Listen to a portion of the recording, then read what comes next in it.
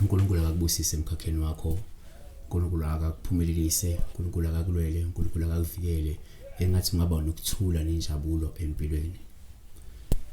Sibonga ithuba elinqazi vele ukukhuluma nawe. Kama pastor weningi, pastor wesizwe, pastor wezwe. Wena weningi ungasho njalo umuthanda. So njengenjalo sibhekela udaba olwamaphupho. Yenza okubalekile, yenza okufanele. Qala ke la ukusubscribe, ungasubscribe nike like le video. Become a member. You can contribute when and run jalo wenyanga if you are a member. But you can account number that you can also use if you wish to contribute on the channel, especially if you content yakusiza and you want to show some appreciation, you want to support. I-support yakho ingahamba ibanga elide kakhulu ngoba ayisizi kuphela thina, isiza nabanye abantu esijwayelene nabo, esonele nabo, abantu esiphila nabo, because baningi abantu abadinga a helping hand out there. Sibheke iphupho la elambatha Sijulu uthi-ke uphupha ushaya isiginci. Nokho ke uSijula akabingelelanga futhi akaceli, uvele nje wabhala in short athi uphupha ushaya isiginci. Akunankinga ke. Sizophendula nje ke ngoba senzela laba abafisa ukuthi bebe nolwazi. Esingakusho ngesiginci, uma uphupha isiginci ngasho nje izinto esizoyibhala la eyinhlanu ezenzakalayo. Kuyenzeka umuntu oliphuphe iphupho lesiginci kuso, umuntu uyenzeka iphupho lesiginci kunje, umuntu uyenzeka iphupho yabona. Ngoba okokuqala singakusho ukuthi uma uphupha isiginci singakuthatha njengophawu luhle.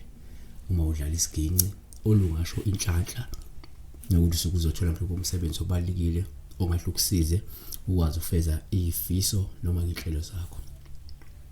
Number 2, uma uphupha isiginci kuwuphawu kwesinye isikhathi uma uhlale uzidlala isiginci oselusho ukuthi kungenzeka umuntu onobizo lokuthi ungene emkhakheni wezomculo uyodlala mhlawumbe lesi siginci. Yabona, okungenzeka kumudlalo ungabe sekuyavelela empilweni. Number 3, uma uphupha futhi isiginci sikuthatha njengophawu luhle uma udlala isiginci. Lungabe lusho ukuthi hayi wena lindele isikhathi senjabulo nothando esizayo. Kanti kuyenzeka futhi number 4, uma uphupha isiginci kuwuphawu luhle uma udlala uswedlula ukuthi mhlawumbe usuke uzoba nethuba elihle lokunqoba zonke izinkinga nezinkathazo zakhe empilweni, noma lusho ukuthi suke sezizophela izinkinga nezinkathazo zakho nje empilweni.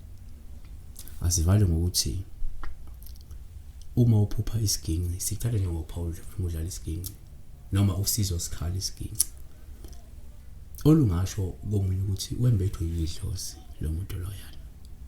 Yabo, asivale ke uma sithi uma uphupha isiginci kuwuphawu kakhuluma isiginci singenazi intambo noma zidabukile, lusho nje ukuthi ubudlelwano bakho buzophendwa mhlawumbe indumalo, injabuliso noma ke isikhubekiso ungalindele.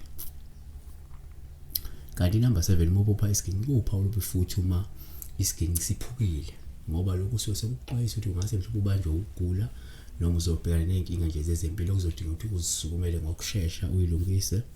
Sivale ngokuthi ke kwesinye isikhathi futhi uma uphupha isiginci kuba uphawu uma uzwa nje umsindo omnandi wesiginci. Yabona, oswenje lusho ukuthi kumele uqaphele umuntu ongenzeka uhlakaniphe kakhulu noma ke oliqili ozozama ukukhohlisa esebenzisa ulimi olumnandi nokuhubuza mhlawumbe amanga ukuze akuyengele ophathe. Yabo, kungenzeka mhlawumbe usungezwe umuntu okhuluma kamnandi okushaya ngelalela, okushaya nje ngelalela, yabona mekhuluma. Kungenzeka lo muntu wakho futhi, yabo. So asilule lapho. Siyabonga. uNkulunkulu akakulonde.